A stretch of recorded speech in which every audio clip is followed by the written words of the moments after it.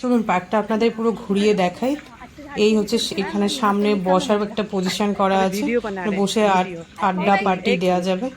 আর ওই যে দূরে দেখছেন এটাও একটা সেম কাউন্টার, তার পাশে দেখুন খাওয়ার কাউন্টার, এখানে টিফিন তারপরে দুপুরের খাওয়া দাওয়া, এটা একটা কাউন্টার।